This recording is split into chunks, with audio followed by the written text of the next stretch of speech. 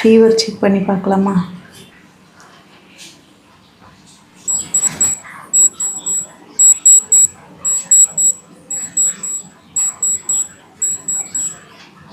நூற்றி ஒன்றுங்க. ஃபீவர் குறைஞ்சிருச்சு. என்னால் ஹாஸ்பிட்டலுக்கு போகிற அளவுக்கு என் உடம்புல தெம்பில்லை.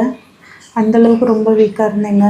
அதனால நான் எனக்கு பார்க்குற டாக்டர்கிட்டேயே ஃபோன் பண்ணி சொன்னேன், ரொம்ப முடியல டாக்டர், என்ன பண்ணுறது அப்படின்னு. டெம்ப்ரேச்சர் எவ்வளோன்னு சொன்னேன். அவர் பக்கத்தில் ஏதாவது ஒரு கிளினிக்கு போங்க அப்படின்னு சொன்னார். இல்லை டாக்டர், எனக்கு ரொம்ப முடியல, அது இல்லாமல் எனக்கு உடம்புல வேறு ஒரு பிரச்சனையும் இருக்குது, வெளியில் மூவ் பண்ண முடியாத நிலமையில் இருக்கேன், அதனால் நீங்கள் கொஞ்சம் எனக்காக டேப்லெட் கொடுங்க டாக்டர், உடனே சரியாகிற மாதிரி அப்படின்னு. நான் சொல்கிற டேப்லெட்டை 5 days ஃபாலோ பண்ணுங்கள். ஃபீவர் கண்ட்ரோலுக்கு வரலை அப்படின்னா நீங்கள் நிச்சயமாக ப்ளட் டெஸ்ட் எடுத்து தான் பார்க்கணும். டைஃபாய்டு இல்லைன்னா டெங்கு அந்த மாதிரி ஏதாவது ஃபீவர் இப்போல்லாம் வந்துட்டுருக்கு. 5 daysக்கு அப்புறம் ஃபீவர் குறையலைன்னா தான் எடுத்து பார்க்கணுன்னு சொன்னார். டாக்டர் சொன்ன டேப்லெட்டை பையன்கிட்ட சொல்லி வாங்கிட்டு வர சொல்லி கரெக்டாக ஃபாலோ பண்ணிகிட்ருக்கேன். பேராசிட்டமல் 650 mg 6 மணி நேரத்துக்கு ஒரு தடவை போட சொன்னார். சிட்ரசின் அப்படின்றது காஃப்காக கொடுத்துருக்காரு.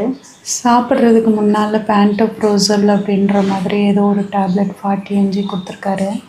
அசித்ரோனைசின் அப்படின்றது 500 mg, அது ஒரு 3 நாளைக்கு மட்டும் போட சொன்னார். ஓஆர்எஸ் லிக்விட் ஜூஸ் வாங்கி குடிக்க சொன்னார். அப்படி இல்லைன்னா நிறைய தண்ணி குடிக்க சொன்னார்.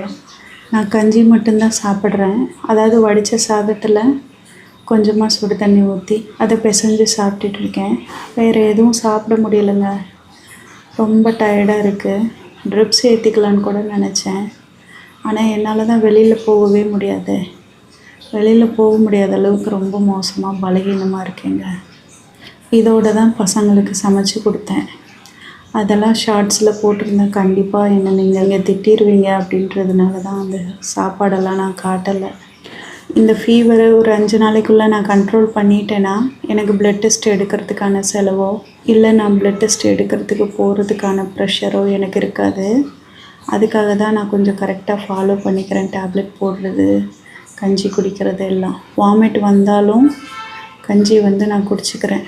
கொஞ்சமாக தான், எனக்காக கொஞ்சம் சாதத்தை எடுத்து பிரித்து கொஞ்சம் சாப்பிட்டுக்கிறேன். பசங்களுக்கு காலையில் சாதம் செஞ்சுட்டு மதியத்துக்கு நைட்டுக்கு அந்த மாதிரி 3 வேளைக்குமே யூஸ் பண்ணுற மாதிரி தான் இருக்குது.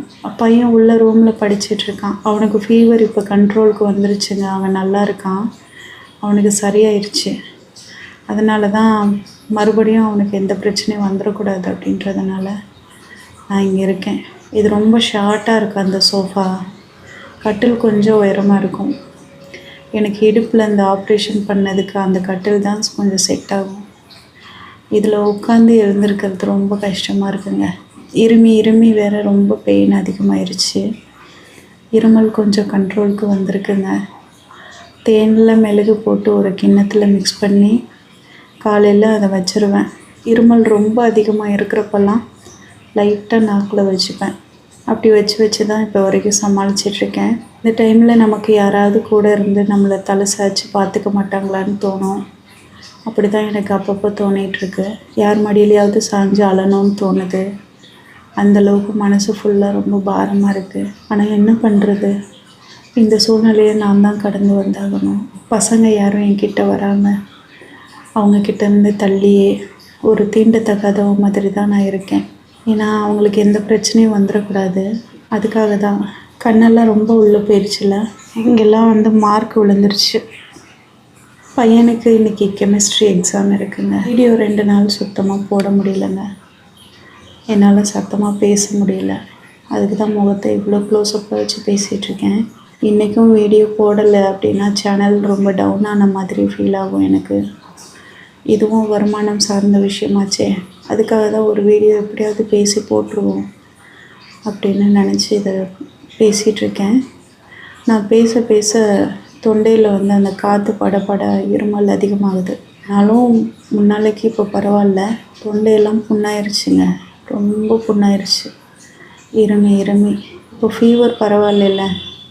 103 இருந்தது, இப்போ 101க்கு வந்திருக்கு. கண்ட்ரோலுக்கு வந்துடும்னு நினைக்கிறேன். இன்னும் ஒரு 2-3 நாளில் சரியாயிரும்னு நினைக்கிறேன்.